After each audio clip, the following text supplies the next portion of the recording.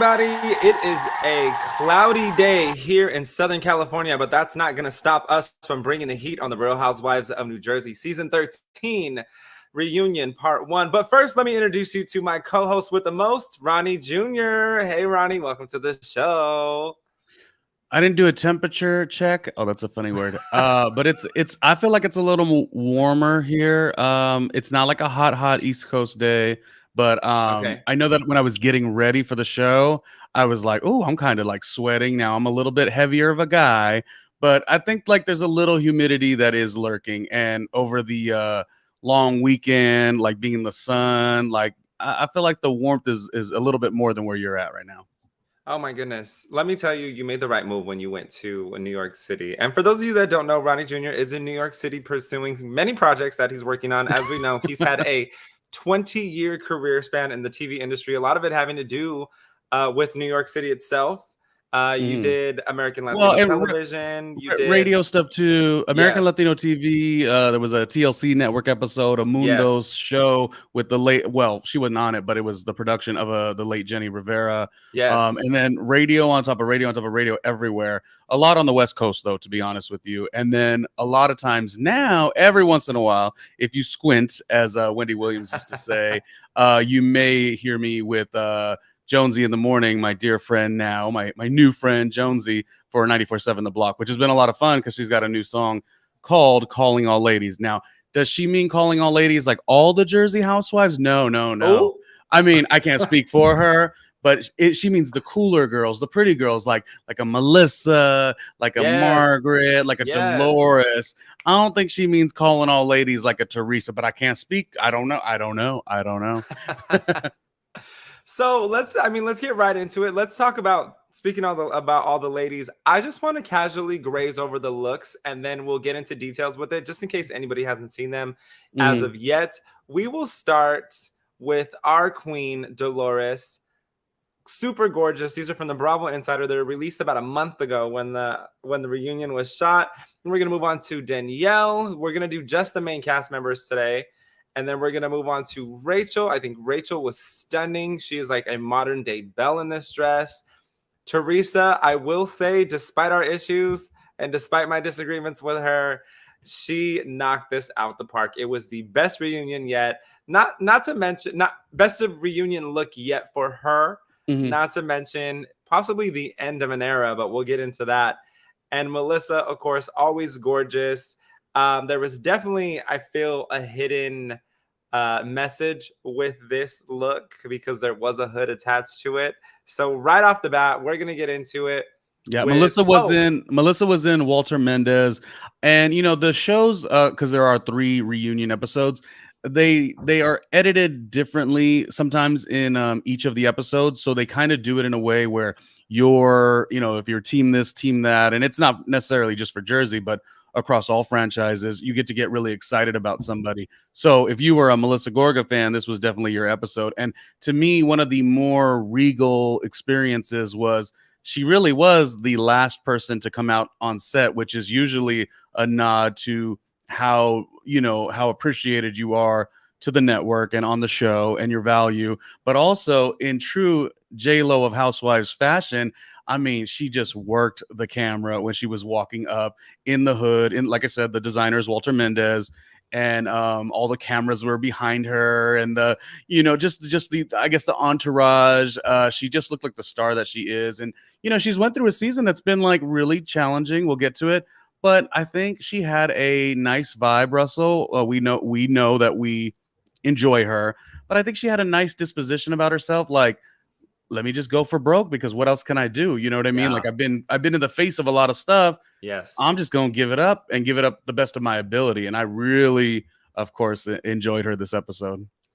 I honestly think she looked great. I think, we're going to get into this and I'll just graze over it, but this could potentially be the end of an era, which is, as we know, there's some things going on right now, which we'll address once we get to Teresa versus Melissa. Those are going to be one of our segments today. But first, good. I want to say some stuff about that.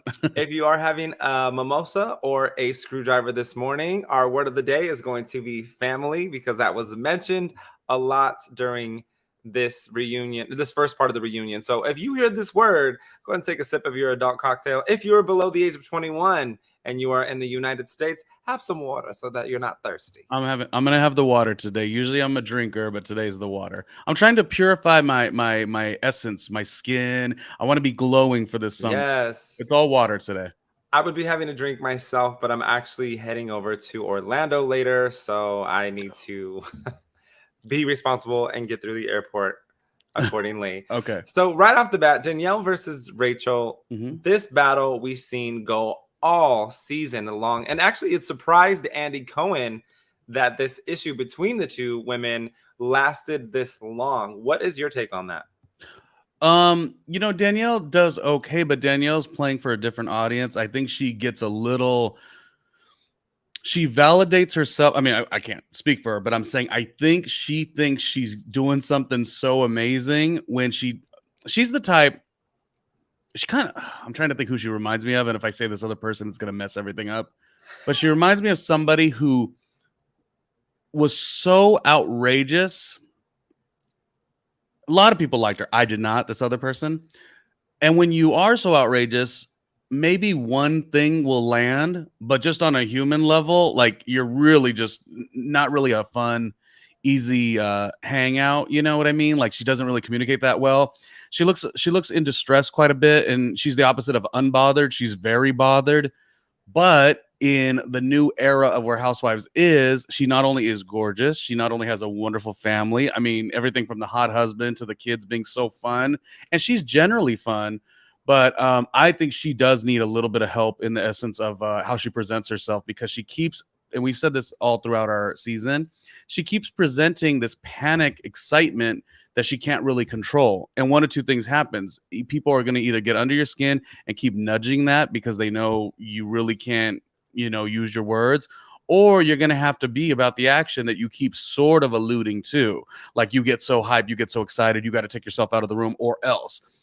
Well, one or the other, because now you have never been able to convey yourself. So to be honest, as much as I can like Danielle, she plays nicely on Twitter, I guess. She plays nicely on a meme or a GIF.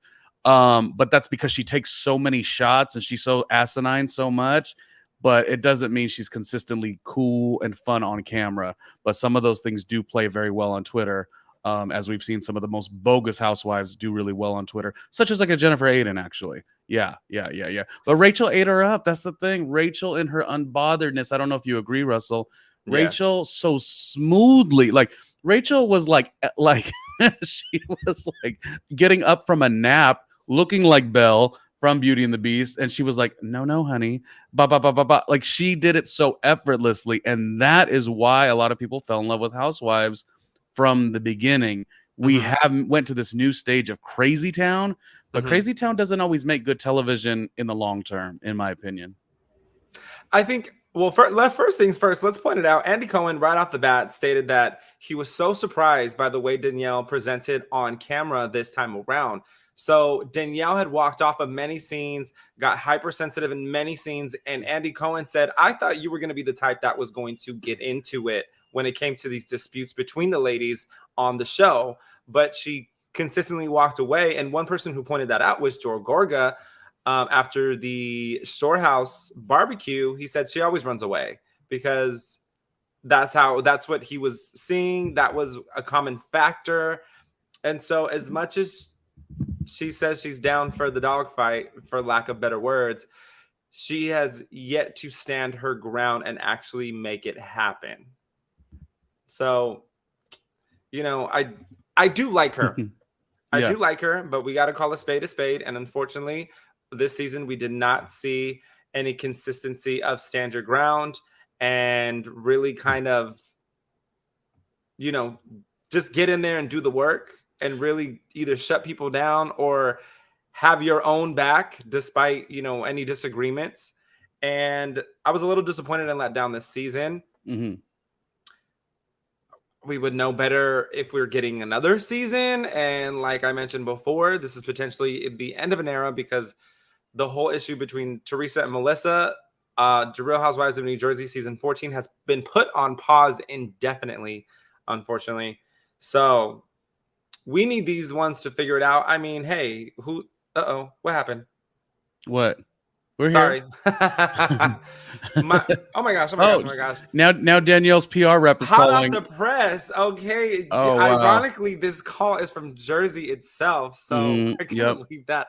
Okay. We will not make any insinuations. Can I add one thing to what you were saying about Danielle? Let's do it. That is true. And anyone who jumps in, now there is one housewife on this franchise I don't particularly enjoy, maybe two. Ooh. But when I critique Danielle, though, just so you know, I don't have a problem with Danielle. I really like her. Like, if anything, the critique is because like she's so close, and she doesn't even really need to be that close, because even though the show's sort of on a hiatus or whatever the case is, a pause, there's such a good probability that she gets brought back. For her sake, I wish the show was coming back right away so she would get a chance to sort of redeem herself on the little issues that she's had. But I think the problem, if we were to be Danielle super fans, you know, we know that Danielle wants this, and I think that was one of the big things that we would admire. It's like there's always this idea of like, oh, this one and this one, you know. I don't know. I'm going to go on a tangent, so let me stay at Danielle. Danielle's truthfulness, because this is Russell's show. I talk more on my show, and people don't like it. Danielle's truthfulness of like, this means so much to me is good. But it's kind of like, let's say you're an actor and you're going to auditions. When you want it so bad, that energy trickles through and the casting director doesn't really feel and see you. When you already have your beautiful condo and your beautiful hot husband, and you go to that audition like, what's up? Here's the audition. Boom. I got to go to lunch with one of my good girlfriends. Boom.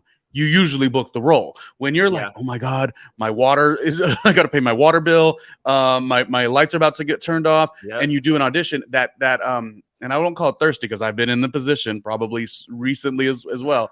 When you want something and need something so bad, it doesn't really come off wonderfully. And I think we got the case of the Danielle trying to be perfect for this show. And she thought that stampeding out was like, she was given a scene. She was like, this is Jersey. This is table flipping. Yeah.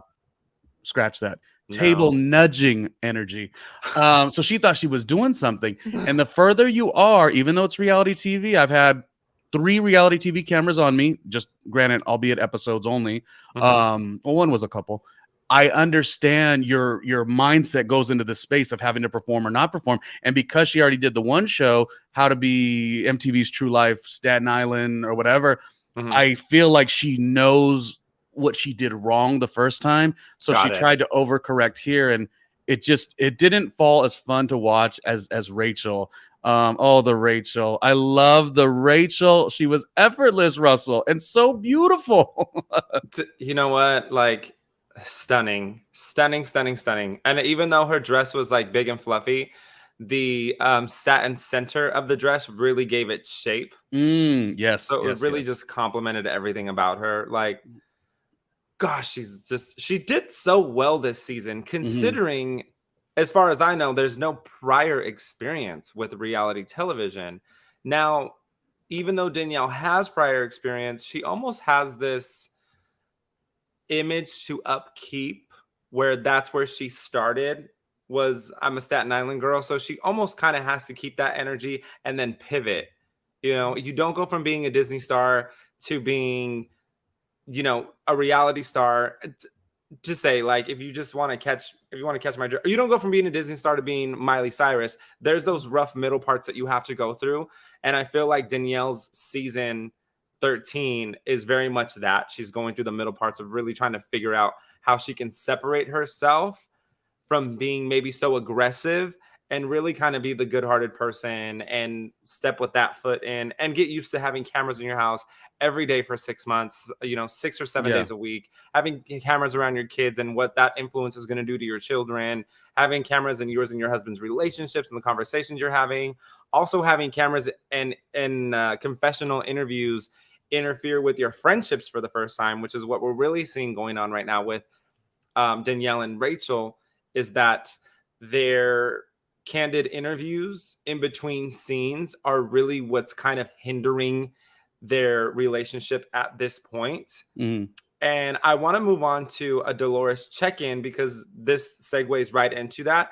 Dolores actually brought that up when Andy asked his opinion on Danielle and Rachel's feud, Dolores said there's bigger things. This is going to be so minute compared, in her words, so minute compared to some of the other things you're going to go through. And I felt the same way. Mm-hmm. There's been bigger arguments. There's been accusations that have been thrown out for seasons. This isn't even just this season, but for seasons prior. And everyone's got through them. You've seen Margaret get through her issues with some of the castmates. You've seen Dolores get through her issues. And Dolores has really made a 180, facing the other direction, really striding forward. She's glowing. She's really radiating positivity. And there's nothing you can do at this point to piss her off because she's really just enjoying her life to the fullest. So when she mentioned that, I thought, yes, Dolores is absolutely 100% right. There is going to be bigger feuds. All it was a loss in translation, which, granted, it's reality television, so that's going to happen. So I didn't think it was that big of a deal. I love that everyone did put a focus on them trying to make a truce. I thought that was good because they're both so likable. Like I said, even though we were critiquing, or I was, I can't put words in your mouth, but there was a critique of Danielle. There's still such a love for her. I mean, she turned it in that dress, number one. Yes, and I thought there is a part of her that really is just, we could say she's trying too hard, but there's a part of her that's actually trying. I love that she, and if I was a team Danielle and she was calling me for media training, this is what I would say. Danielle, you could still have that rah-rah part of you. It hasn't really played well season 1, but that's okay. But do realize where people really like you is the comedy aspect. So first thing I would do, and I thought of this immediately when I saw it on the scene, where Rachel spoke and she was trying to make her aspect of the truce rather. And then Danielle was about to talk. I don't know who led her to I don't know who led that conversation. It might have been Andy or Dolores, but either way, Danielle was this close to rah, rah, rah again. And somebody had to be like, well, wait, answer the question. Or I don't know what they said, but it was something that brought her down. Danielle, next season, comedically, you get you a fun life coach.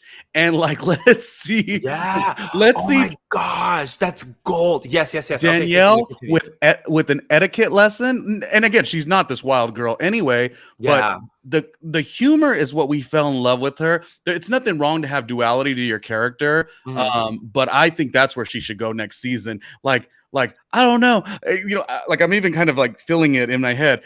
I don't know. I'm Danielle, I'm a Staten Island girl, but I live in Jersey and my husband's hot and sometimes I get crazy. I need to get an etiquette lesson. I feel like I could hear her saying all of that. Yeah. And it's who we enjoy. She's the future. Rachel's the future. This New Jersey is not over, in my opinion. I'll stand on that. I know it's in a little bit of a halt, but I feel like they got some really good gals to take this to the next level. Do you want to hear my opinion on where I think Housewives of New Jersey is going? Oh gosh, I do want to hear it, but I'm gonna love it. Oh god, I hope it's not too dramatic. I like the nicer stuff. Very dramatic. It's very dramatic. Oh no. Okay, oh, no. Are you ready? Oh no. I'm gonna do a solo shot because it's about to get intense. Okay, so I feel like Danielle is going to be the new Teresa. I feel like Rachel is going to be the new Jennifer Aiden. So I think eventually Jennifer Aiden's going to phase out. Teresa's going to phase out. And I think Dolores is going to be the new OG housewife that people look to for wisdom. I feel like Margaret's still going to be there. She's going to play more of kind of like a comedic, off-the-shoulder, tongue-in-cheek type of role. I don't know if Melissa's going to come back, and I feel like they're going to bring in that Laura girl to be Margaret's nemesis and maybe give Teresa and Melissa a season off to see how they actually feel about not filming, to see if they really want to be on the show still and if they're adamant about being on the show, because giving them the break might allow them the opportunity to realize, hey, I don't need the show anymore. It's done the things that it's needed to do for me. And I feel like it could potentially happen to one of those two ladies. Teresa has her own thing going on. She has her cookbooks. Her daughters are going to college. She's really in some core memory moments right now. Melissa, on the other hand, never really has gotten a chance to shine in her own spotlight. So if they take her away from the show and they reintroduce her, season 15, her, Dolores, and Margaret will be like this. And it'll give Melissa the opportunity to have what she's always wanted. And that is a storyline that has nothing to do with Teresa. So I feel like the new core cast mates for the future are going to be Danielle, Rachel, and Dolores. Those are going to be the three non-negotiables. Everyone else is going to be variables, and they're going to be swapped in and out until they get the cast right again. You make some points. I'll leave it at that. Not saying that like there's. I mean, I would miss my color. I of course would miss Melissa, but we've said that all season. Like I've always stated that, like in life, you have to embody inner confidence, and though no one wants a check to be lost, like Yes. Melissa is not the one to sit around. She's a go-getter. And that's why I didn't even like the narrative of that at the beginning. Like, oh, like Teresa's going to flex her power. Careful. Because if you do that and you think you're bigger than the network, like you might be like playing yourself, which is maybe something that Teresa and the gentleman that she married will go through, and I don't even care to speak about Melissa. I'm sorry, the other lady. But Melissa, the thing about Melissa, which is exciting to me, she's going to shine and win no matter where she is. So if she stays on the show, she's shining, she's winning. If she's off the show, she's shining and winning. I mean, we're already starting to see not only intentions and manifestations. She's talking about like, oh, broadcast is maybe the next stage of her career. Her on display without her even trying, because there's a difference. She was going viral like the first couple of episodes, and not the clip that they showed today on the show. Yeah. That was more in context with what was being said or whatever. But she'd have guests, and everything that came off that On Display podcast just kept lighting fire. People enjoyed her. Then E brings her on to be a correspondent at the Met Gala. Yes. Do you say gala or gala? I think it's technically gala. Oh, okay. Well, anyways, she was gorgeous. Just be careful with this concept of like Melissa ain't nothing without the show. And it's a terrible example. I wish I had better examples, but there's been so many people that were on VH1's Love and Hip Hop that like sort of there was a insinuation of like the network would flex like, oh, well, you ain't gonna really be anything without the show. Careful. Lots of people, once they're done with the show, they ascend to the highest of heights and are brought back on the show with a much better contract. So it's never about being so, oh my God, the network, oh my God. You are respectful, sure. Tons of respect. But you as a human, and these are the lessons Russell and I have to talk about with our own career. Like you have to every single day say, I am valuable, I am amazing, and I want to be in these opportunities. But if these things don't connect, I am not going to be sitting for too long. I'm out here. Like I'm really built for this. And that's what I love about Melissa. She is the J-Lo of Housewives. And my last thing on that, I really don't care about the arguing anymore between Melissa and the other lady.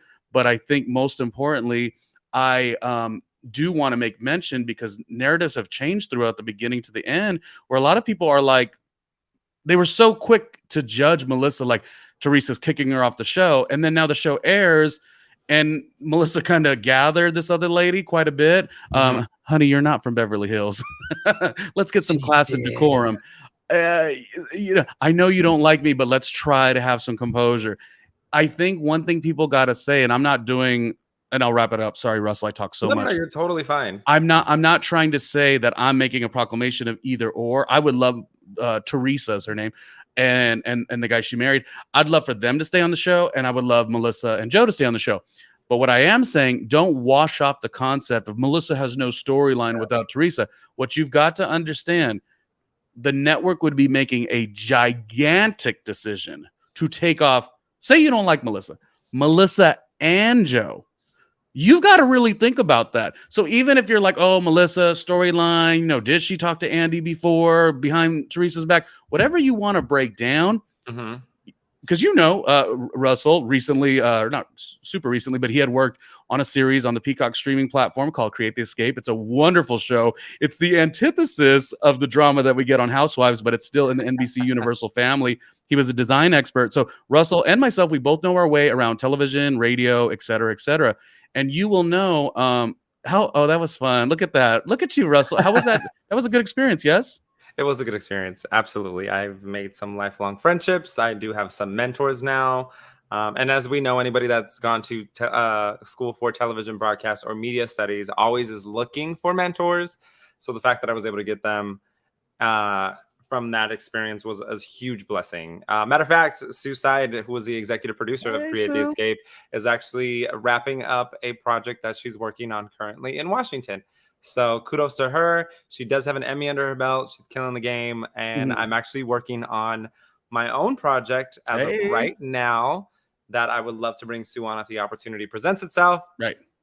Back to Housewives. Oh, yeah, and these are two totally different things. But what I was going to say, with the knowledge you have of television and with the knowledge I have of television, radio production, I was going to say that you do have to have a big mental factoring in all of these elements, that when they go to that whiteboard and start putting people's names on who's going to come back, who's not going to come back, to take away, because this is a business, to take away somebody as gigantic as Melissa and Joe. It's like you get the two of them by keeping them on the show. So I'm saying, when it comes to like your personal opinions, not you, Russell, but anybody, your personal, like, I'm a tree hugger. Your personal opinions are one thing, but you got to look at what is brought to the table Mhm. within the Gorga side of things. And this is not a team this or that, but just you got to see what is brought to the table. Whereas on the tree stump side, you've got Gia. Like, wow. I mean, Well, whoa. just remember, if they were to take Teresa and Melissa and Joe away from the show, remember that Frank and Joe are also pitching their own show to Bravo that is actually looking to be shot Mhm. this coming year. So who's to say that Melissa can't segue into that and have, a Joe and Melissa spinoff that we've been asking for, years now? Mhm.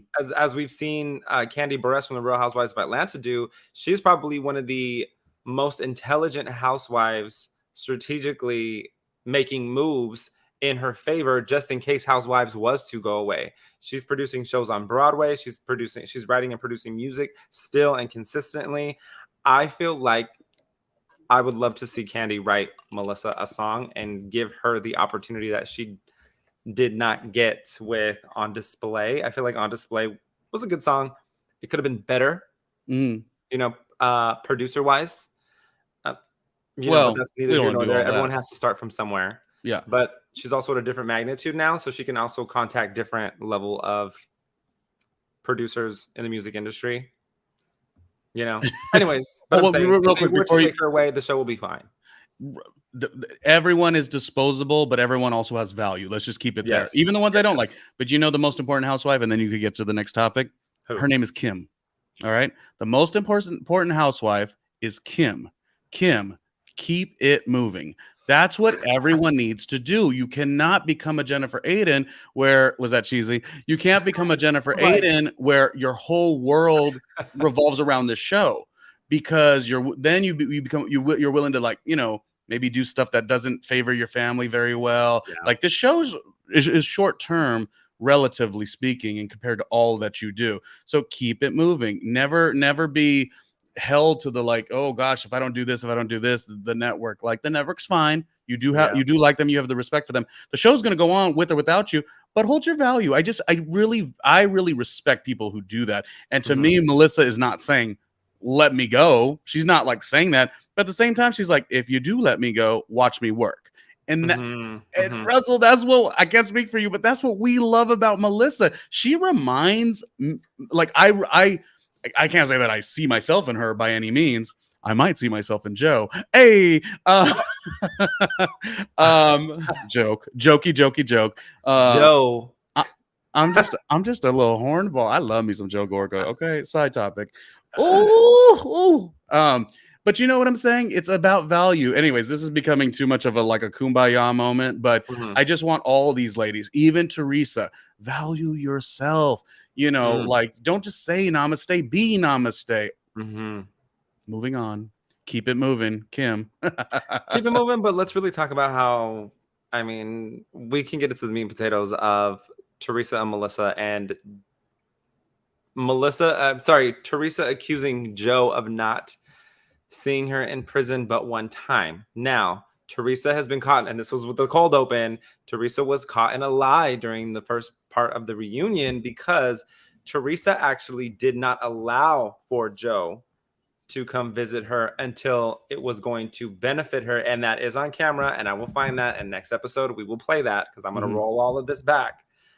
Oh, the receipts of Russell. And when Joe actually got the call that said he's been added to the list so that he can go see Teresa. And so, again, I'm going to need Teresa to take a little bit of responsibility and accountability on this behalf of, you know what, I actually did not allow my brother to come see me at first. I added him to the list so he can come see me.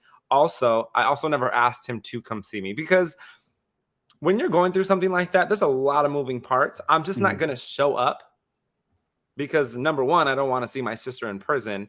But number two, I don't know what you want my role to be. I need you to take the lead on this as the person who is doing time. As in, actually, I just want to get through this and I don't want to see, I don't want you to see me like this. I don't want my kids to see me like this. It's only 17 months. I can get this in, get this out, and we'll be on our way and we'll just move on from this. Or you can be the person that's like, I'm so weak mentally, emotionally. I need you to come see me at least every 2 weeks. I need you to make the drive out here. You're my brother. You're my flesh and blood. I need you because you're the only thing that's going to help me get through this. So there's a lot of moving pieces to this. And I have yet to see Teresa state that that's what she wanted. And so there needs to be some accountability there as of sometimes people just want to respect your space because you're in this tough situation and they don't know their role or how you want them to play it. I think because I'm going to try my very best to be nicer towards the concept of Teresa and her viewpoint, but just what she says, so many of the viewpoints are just really out there. And but I feel like if I just say something catty, it gets lost in translation for a Teresa super fan, a tree stump. So I'm going to try not to do that. I'm going to try to really like convey the message. And what I feel like is the hugest difference, and I was so glad that Melissa finally called this out. It's something we've sort of been saying for a long time. Teresa fans are different. And again, I'm trying to connect right here, Russell. I'm not trying. This is the moment where I'm trying to not be divisive. I'm trying to connect. But I think one thing that people, okay, let me get to this thought. As we say, and y'all could not like this, but you and I have worked in and around radio and television. So not just on the camera, we've also know the behind the scenes a lot of times too. So because of that, we see things completely different. And what we have noticed, or I can't speak for you, but what I've noticed over the years is Teresa finds everything and faults Joe and Melissa, like everything. And Joe and Melissa, they defend throughout the years, but they don't necessarily throw stuff out there about her. So in other words, the arguments, it reminds me of a couple where you look at the couple and you're like, oh, they argue a lot. And you're like, well, unfortunately, the husband treats the woman terribly. So there's an argument, but they're not arguing. He's creating the negative energy. And because a lot of people have never been in television, radio, production, I've worked in every job you could imagine. So I felt like I saw that early on. And it was what detracted me from Teresa's standpoint. And this is years ago. This is not just because this new husband came in. This was a long time ago. I was like, it's always Teresa saying, woe is me. This is happening to me, me. And you did this and you did this and you did this. And how quickly and how easily it was when Melissa said, listen, I'm fed up. You this, you that, you this, you that. Why don't you start defending some of your actions? The Gorgas typically, in my opinion, I could be wrong. There's always somebody who wants to run the tape, but they have not ever outwardly kept throwing stuff at Teresa, at Gia. That's not what they have been doing. They've been actually trying to hold it above ground. But everyone, the Teresa side, they just keep throwing out the accusations. And the thing I love that Melissa said also was, I don't know how she said it, but she's like, stop regurgitating what you heard on Twitter. And that's exactly what she does. These narratives become so big. It's a bandwagon mentality. And I've always wondered, I was like, Melissa's the flyest person on the show. Sorry, I don't want to dog anybody, but in compared to Teresa and Melissa. But what is the difference? I'm like, why is there a lot of Teresa fans online? Yeah.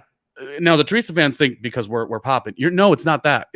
I assure you, it's not that. The Teresa fans, they don't really have a lot. They don't really have a life. You know what I'm saying? Like this is exciting to them. Whereas the Melissa fans are popping. You know what I mean? Even us. I don't know if anyone would consider us. I feel like we're a fair reality recap show, pop culture show, but we're a true version of broadcast. Right. And we've studied it. 20 years experience. You were on Peacock streaming when it first came out. Like we really do this. 4 years. And what I'm saying is, the Melissa fan is just concerned about Melissa being dope, like Melissa being on 100. That's all we really care about. The only times you sometimes make a shady comment to Teresa's side is because it's like, just knock it off. Like, excuse me, miss, they're not anything without me. It's sounding like you're not anything without them. And so there is a little bit of a difference. The Melissa fans are usually thriving. We don't care about what's going on with this other gal. I don't even mention her name half the time. Do what you do. Be happy in your love bubble. Goodbye. Good riddance kind of a thing. And so that's the difference. And I felt like it's been so many years. You know, you watched the last season and it was like, Teresa saying, you two, you need to like put Margaret in check. Why, Teresa? Why does that need to be done by Melissa? Like, I still to this day need to know. And then you follow that up with inviting Margaret to the wedding, but and yes, the Gorgas officially did pull away. But you were at the helm of creating such a negative environment that why would they want to go? So I guess it's like what everyone says. We're just exhausted of this. But the biggest point that I'm going to make is stop getting too excited with what you see on the bandwagoning Twitter tree stands we're living. Like, I don't know. Most Melissa fans are out there, going out. They're social. They're cute, like us. And they're thriving. You know how it is. Like even you and I. It's like once this ends, I've got 15 other things to do. You know what I mean? Like we're really like busier people. We're not like lurches sitting on the phone talking about let me uncover something Teresa said that was inaccurate. I don't mind Teresa. Do what you do. Like it's fine. I mean, I can pull receipts if we need them, but we don't do that. I choose not to because we're here to talk about the episodes. We're not here to dig too much into what's going on. But I will say I do have my moments where I am giving pop culture news. So we do have those segments, here and there. And that's part of that job. Part of this job is to talk about what's going on in the episode. And that's why it's important that we stay on it, which is why I say you and I are more a broadcast mentality because this is the subject. The subject is the show reunion part 1. We're not going to keep pulling, left and right and here and there in order to make the show work because it works on its own. I have a question for you. Tell me. Because Jen was like, well, Teresa just can't get over that. Meaning Teresa said, oh, Andy, or I think Jen might have asked it. Oh, Andy, did she do this? Did she, go behind my back to try to get on the show? And Andy was like, not that I could recall. Do you, and it felt like Jen said, and when Jen says something about Teresa, I feel like it's very truthful because I feel like they talk for hours and days on end. So Jen says, oh, Teresa can't get over that. And I really think that's a lot of the root of the problem. Other parts of the problem are just maybe Teresa and her relationship with her brother in general, like beyond the show, just like, she has a little bit of a codependency of him or I don't know if it was a caretaking side because she's the older sibling, but there's just some other weird stuff, in terms of how she feels and feels like he owes her stuff like that just in general. But I feel like my question is, do you think, and we can't ask or hope the Gorgas do say, oh, thank you, Teresa, you access to this life. But do you think if the Gorgas pushed and tried in that angle that it would suffice Teresa? Do you think that's a big root of it that like she can't let go of? I don't know. Maybe. Because I can't have Melissa apologize or confess or be accountable for something she didn't do. But at the same time, I feel like when Jen said that, it was as if like not that we didn't know that was it, but that's something that she just she cannot get over that. And all of these other arguments are still from that vein of like, I created this, you are eating off my paycheck. But so that's really where a lot of it comes from. And I'm the type that's like that too, to a degree. You know what I'm saying? Like I'm a little bit like, if I, like built my radio career and I accessed all this success and then I bring somebody in Yeah, I guess you should kiss the ring a little bit, but absolutely. Teresa's just being outwardly rough and rude with them for mad years, and it's time to start. You don't want to go to the level of Teresa, but it's time to kind of Take some accountability. mm-hmm. Again, like I said at the beginning of the show, take some accountability for what you have caused. You caused havoc in your life, and as we see in the previews coming up for the other two parts for the reunion, now she's blaming Melissa for going to the FBI and having this conversation and putting her in jail. Like it doesn't matter. Even if your best friend went to the FBI and told on you, now would my best friend be a narc? No, I talk to her all the time. So no, she would not be a narc. But even if somebody did that, if you're in the I'm just gonna wrong, drink my water. if you're in the wrong, you're in the wrong, and you trusted the wrong person with that information. Plain and simple. So if you weren't doing something that was in the wrong, then you would have nothing to worry about anybody talking to you to the FBI. As the old saying goes, those who have nothing to hide nothing. Yeah.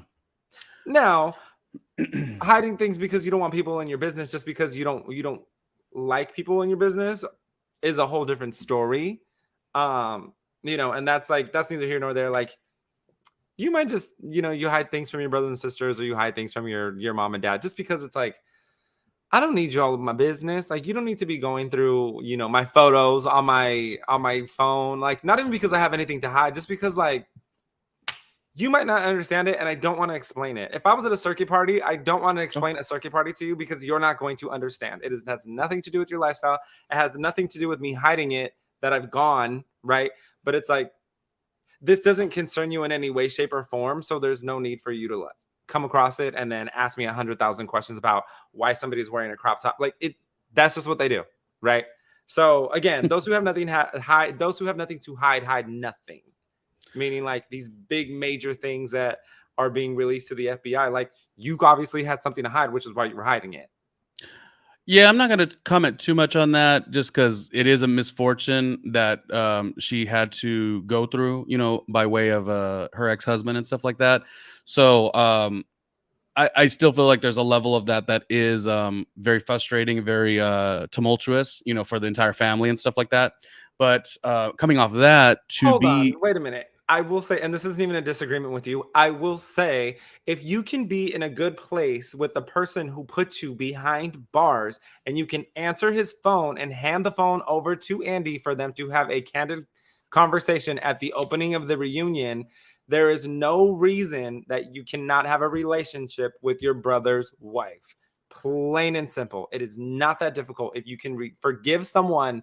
And I mean, there is so much that Teresa was resentful for Joe Giudice about. The fact that she took away time from her parents, and now her parents are no longer with us. The fact that she missed milestone moments in her daughters' lives. If you can forgive that person for this, why are you holding such a big grudge towards your brother and his wife over petty BS that has nothing to do with you? Like, if you cause your own havoc, you can't be mad at anybody but yourself. And that's really what it comes down to in this whole situation. And that's all I'm saying is, own your stuff, own your truth. As long as your heart's in a good place, you're not going to get canceled. People aren't going to hate you, and everything will figure itself out. As much as she doesn't have an accountability issue, she also has a blaming her brother and Melissa issue. Yeah. And that is quite interesting. Now, because again, I feel like we are really trying to. It's hard because we're trying to see the other sides of things, but also, I mean, 1 out of 10. I mean, her performance, not Melissa, but the other gal, it was like a 1. Like, she was beautiful. And she smiled. Okay, she was a 2 out of 10. Yeah. She just failed miserably on this episode, and that's just a fact. But it's like, okay, we could blame people, or sorry, we could talk about, like, oh, why it's not connecting. You're not taking accountability. That's one issue, but it's also that constant state of blaming not just Joe and Melissa, but others. Everything is everyone else's problem. It should never have gotten bad when Margaret simply was saying, out of the love for you, and I don't know how deep all of it goes. Maybe there was deeper stuff. I don't spend my time going through all the TikTok stuff. I don't. Me personally, I don't. I've got a life. I will not.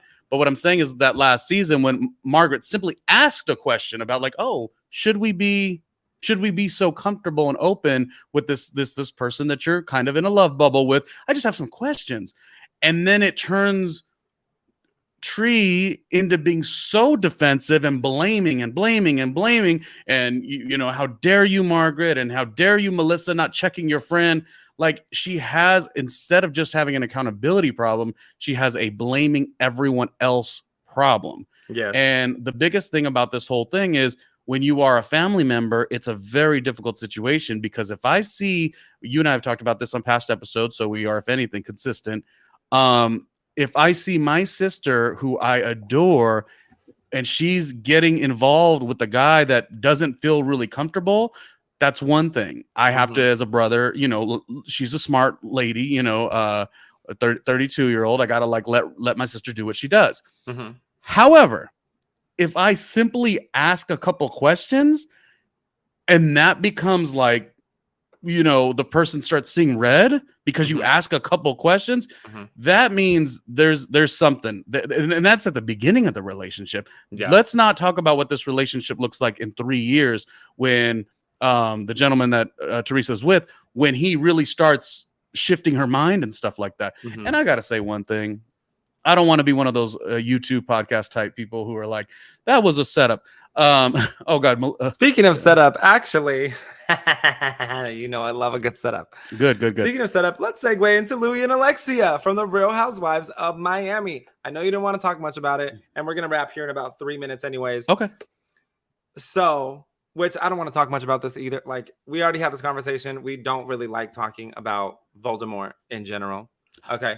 Wow. But what I felt about this is that this definitely painted the picture of being an opportunist for me.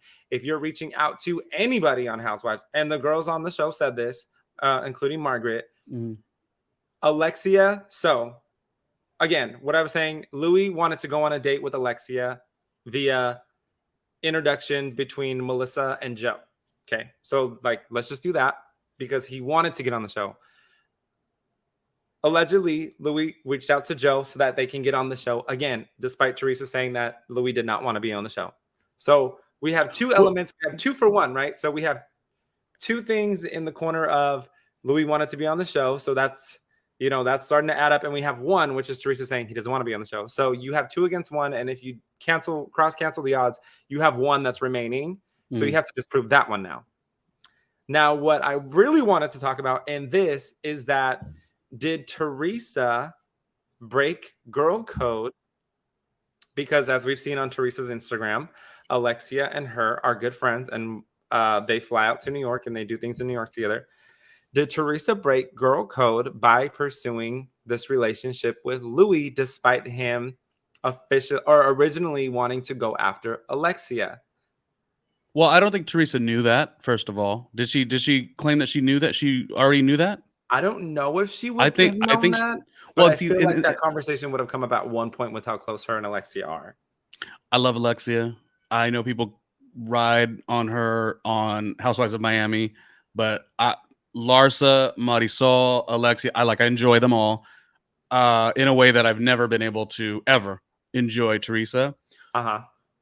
But I can also tell you that Alexia is not the sharpest tool in the shed type of thing. We do know that. But I mean, she's wonderful for the show. I actually sometimes wonder why she's so close with Teresa. But because they're twins. I've said this the whole time. Sure. But I'm saying I don't think that they necessarily did have those conversations. I think this was a little bit of a shock and a surprise. And that's what I'm saying originally, how I was talking about Teresa and the narratives that they sort of work with and maneuver. They throw so much to like, well, it's the blame thing. Melissa, Joe. It's funny that for the first time, it feels like, I mean, I don't want to say first, but one of the first times, it's like Melissa saying, well, by the way, let's really talk about it. He tried it with Alexia, boom and boom. You want to act like he didn't want to be on the show. He knew who you were before the show, boom and boom. Oh, and he told Joe, let's go fly out there to be on the show. So this is what never happens. This is why tree stumps are so weird to me. And they probably think Melissa fans are weird as well. It's fine. Okay. But like they are not seeing the big picture. And you and I are, because we've worked in television, and also we've propped up ourselves as like actual talent. So we know exactly what's going on. We see the phony so quickly and so easily. Whereas the tree people, they just have been taking one little narrative. It was nice to see Melissa say, well, let's talk about a couple of things before we talk about opportunists, this, and this. Yeah. You know, you're eating off me. He didn't even want to eat off you. You were a second choice, honey. Like, that's what's the crazy thing. And Melissa doesn't need to be spiced. Huh? I didn't read it that way. I mean, that's what it is, but I missed that one. You can call me Alexia in that moment. No, I hope I'm not putting extras on it, because again, I'm trying to see. It all makes sense. And here's what I encourage, and I'll say it again, usually people don't really listen anyways. I am trying so hard to encourage the opposite sides, so long as it's not like this crazy, like, you know, just look at you and your double chin, dummy. Like, as long as it ain't stuff that has no merit, because by the way, I think I'm gorgeous. But what I'm saying is, if you can give me other sides, I'm totally down to try to understand the Teresa side. What I'm simply doing here is knowing that I love what Melissa and Joe are giving on this show, and I'm presenting new points that have never really been seen, because Melissa has never really done this, because she wanted to keep the integrity of the family for the most part. Yeah. And she wanted to it's kind of, and I know we have all went through this, Russell, and I know we're wrapping right now. We have all had that family member or that lover or that friend where one party has to do more work to keep it from going nuts. And we have to admit that Teresa creates the space of it could go nuts unless the other side really, really, really, I don't want to say walks on eggshells, but there's an element of that. And this episode felt like, you know, our unbothered queen, Melissa, said, I got some comments. I'm going to give them to you. By the way, you're no Beverly Hills. And let's keep it classy. And it felt really, really good. Yeah. Teresa is not no Beverly Hills. So she's not even Santa Fe Springs. She's not even well, she might be Bakersfield. Yes. And anyone in the California area knows Bakersfield, you know, we're coming for you. Yes. But I think all in all, I want to see, anybody in the comments, I want to see what your take on this first part of the reunion is, so that we can address them in the second part, because there's so many things that, like what you mentioned, like I missed. I was like, oh. And also going back to the whole situation of Teresa dating and the girl code thing, let's just play devil's advocate for a second and pretend that Teresa did not know. Okay. If Joe and Melissa are out to get Teresa, why would they let the relationship continue on, knowing that Louis wanted Joe and Melissa to introduce him to Alexia, number one. Number two, when you're dating someone, you're supposed to know them thoroughly. So why would you not also know their dating history, their interests, who their circle of people are? Why would you also not know that? So just saying, and I'm going to put a pin in it right there, boop, is that we can only say ignorance will take you so far when it comes to this whole situation, because there was a lot of information out there, and I'm just going to rest my case on that one. Well, and I know we're going, but just one last thing. When there was that big moment of Jacqueline and Teresa in Las Vegas because they had free time to hang before the Bruno Mars concert, I guess. Yes. You know, when Teresa was asked about it on Watch What Happens Live, and I understand you're not supposed to give up all your information right there on Watch What Happens Live. You do take it to the reunion. And I'm not saying that her intentions weren't completely pure, but I remember there was a lot, because that week I did my due diligence. Because when I talk, by the way, I don't just speak. I do my research. I remember listening to the Namaste podcast that week because I was like, this is funny.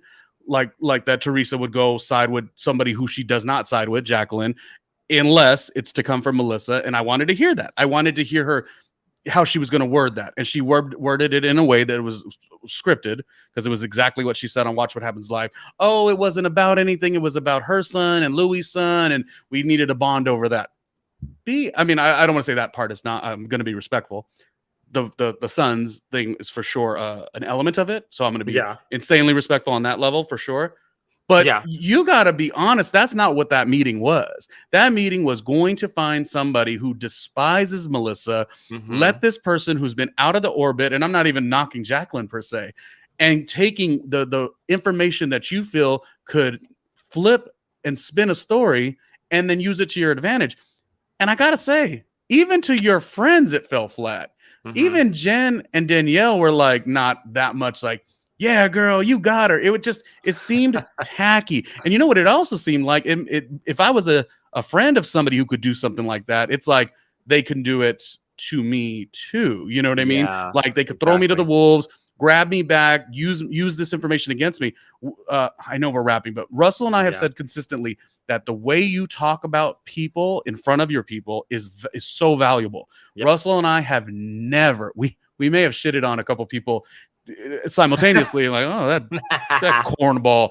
But we have never, Russell has never, and I have never come to him and say, oh, this person, da da da da. Because what that does, even though we're really good friends, it allows Russell's mind or my mind to say, well, damn, what's he saying behind my back? You know, and we don't have that because we have a common respect where it's like, you know, you take your information and you go handle that. But when you start taking it to others, and I know that's not exactly what this situation is, but it's definitely the cousin of that. I don't know. Maybe next episode will be a little bit more favorable towards Teresa and less to Melissa, but our girl was eating and she was the queen of the show and she looked beautiful in Walter Mendez. And I can't wait to see Joe Gorga's fine ass next week too. And I will say, just to defend us, yes, we very much do exactly what you were saying. But also, if we don't play with somebody, we don't mess with somebody, we will be straight up about it. I will tell Ronnie, if Ronnie mentions someone like I'll mess with them like that. I need to talk to them. Right. And you would boom, it's done. Yeah. Because we don't drag it out. We don't drag out things that don't need to be drug out. It just, Teresa, I hate to say it, it looked really bad. It was like, and she was like, and she looked beautiful. Oh my God. Kudos. Teresa looked gorgeous. The bob was fantastic. Yeah. And she's in her love bubble, I suppose. Yeah. But it didn't make you look like what you thought it made you look like, because the big credible information was coming from somebody that you have dismissed and diminished. That would be like Melissa being off the show and elevating, because we know she's going to elevate to the highest level. Yeah. And then later on, after 10 years of shitting on her, all of a sudden, like using that when she's arguing with Jennifer Aiden in 10 years and saying, well, I talked to Melissa and Melissa said you said this. It's like, what? Yeah. You can't get credible information from somebody that you have not been able to be that comfortable with and don't even trust, by the way. Yep. I'm done, Russell. I am done. I'm like Andy. I'm like, let him finish. Well, look, if you want to hear more of this, go back to the other episodes and tell us what you think and how we got to our conclusions of what we got to today. Make sure you head over to RandomlyRJ.com, or you can head over to RandomlyRonnie on Instagram. You can hit me up on Russell X Raymond on Instagram or all over the internet. Or if you just want to find all my socials, just go to RussellRaySilva.com. Until then, we are going to look forward to the future of Housewives. We're going to hope that by the third episode of the reunion that we're going to get some news on when they're going to start shooting for season 14. Until then, I'm Russell Ray, and this is my co-host with the most, Randomly Ronnie Jr., and we will see you here next Wednesday.